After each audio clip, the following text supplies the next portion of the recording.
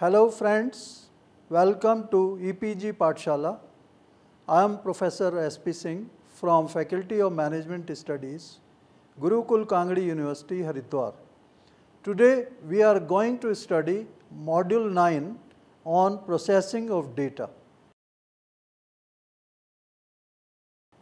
After studying this module, you shall be able to know the nature of processing of data, understand the fieldwork validation, comprehend the data editing, understand the coding of data, become aware of the classification and tabulation of data. After the data has been collected, it needs processing and analyzing according to framework laid down for the purpose at the time of designing the research plan. This is essential for a scientific study and for ensuring all relevant data is obtained for making envisaged comparisons and analysis.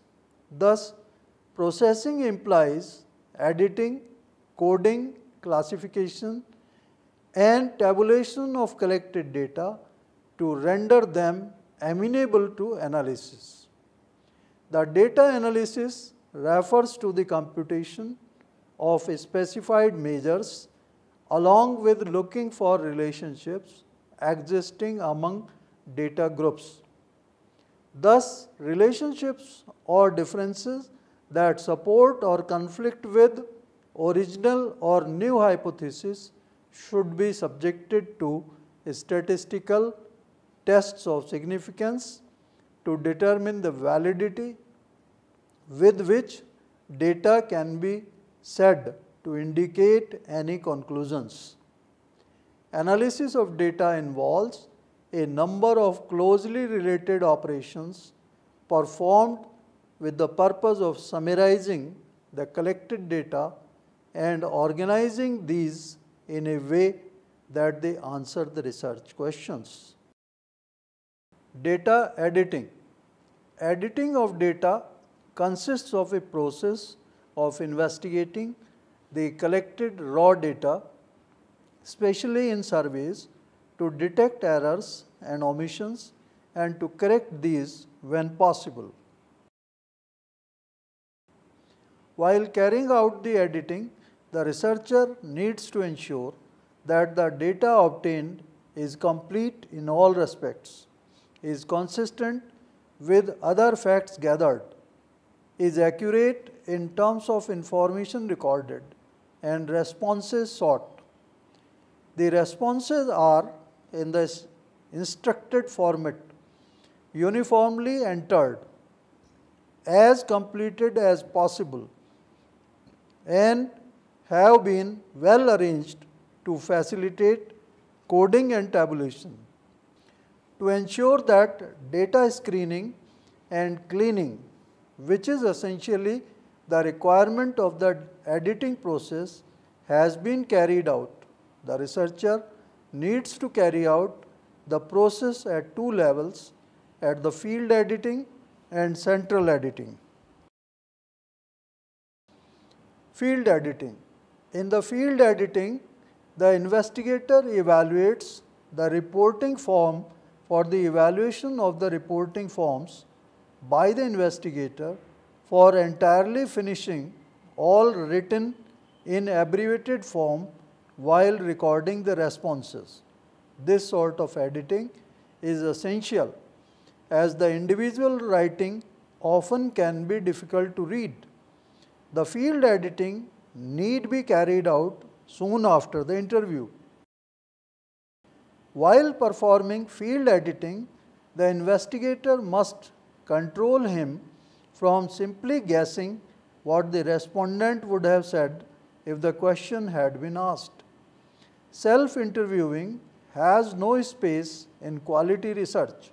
In large projects, the field supervisor is responsible for the field editing review and to validate the field results.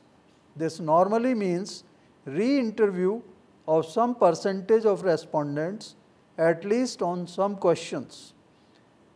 Several commercial research firms would like to recontact about 10% of the respondents.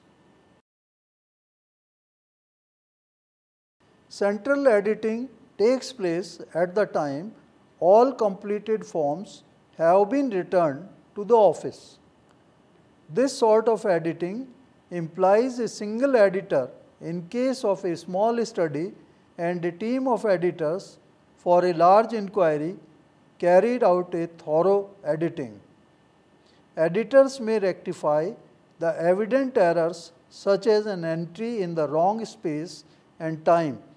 In case of not appropriate or missing replies, the editor determines the proper answer in the light of the other information provided in the schedule.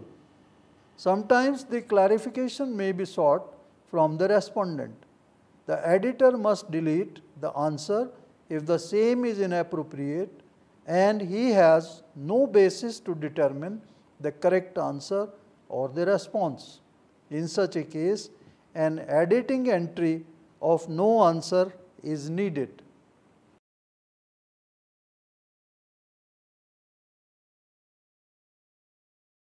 Coding is the process of allocating numerals or other symbols to replies so that responses can be reduced to a restricted number of categories or classes, which should be suitable to the research problem under study. They must also have the characteristic that there must be a class for every data item and also that of mutual exclusively, meaning that a particular answer can be put in one and only one cell in a given category set. Another guiding principle is that of unit dimensionality, which means that every class is explained in terms of only one concept. Coding is essential for efficient analysis. It may reduce various replies to a small number of classes containing the critical information analysis requires. Coding decisions need be taken at the time of designing the questionnaire, making it possible to pre-code the questionnaire choices and assist for computer tabulation. However, coding errors should be eliminated or reduced to the minimum level. The process of coding involves codebook formulation, coding of closed-ended structured questionnaires, coding open-ended structured questionnaires. Classification and tabulation of data. Classification. Majority of research studies result in a big volume of raw data which ought be lowered down into homogeneous groups in order to get meaningful relationships. This fact requires classification of data in groups or classes on the basis of general characteristics. Data with a general characteristic are put in one class, and in this way the entire data get categorized into a number of groups or classes. Classification can be one of the two types depending upon the nature of the phenomena involved. Data are classified based on usual characteristics into descriptive or numerical.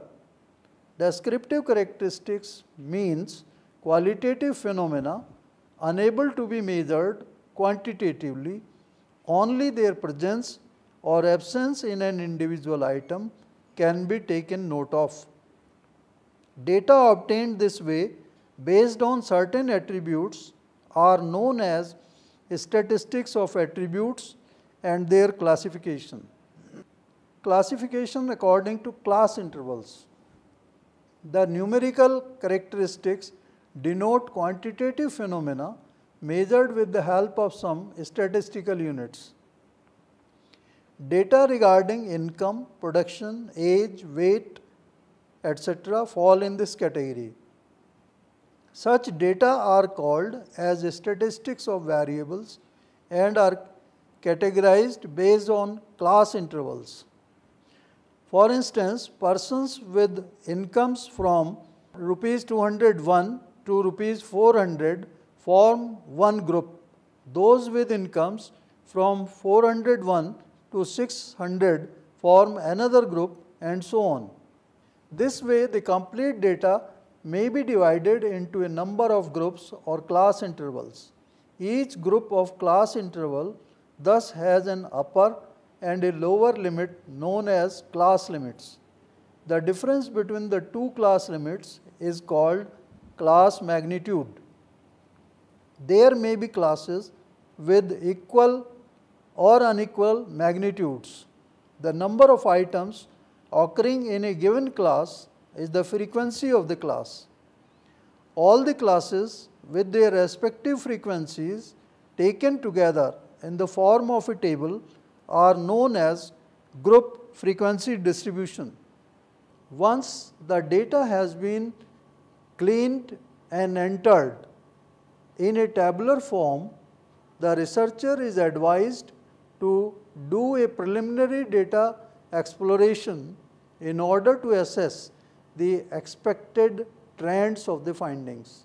Sometimes these indicative trends may demonstrate that the data collection or instrument design is faulty and needs some corrections. Thus, before one goes about testing the formulated hypothesis, one carries out a loosely structured exploration. Most of the exploration is done on the basis of the graphical and visual display of the data patterns that seem to be emerging. Exploratory data analysis can be performed with the help of bar and pie charts, histogram, and stem and left displays.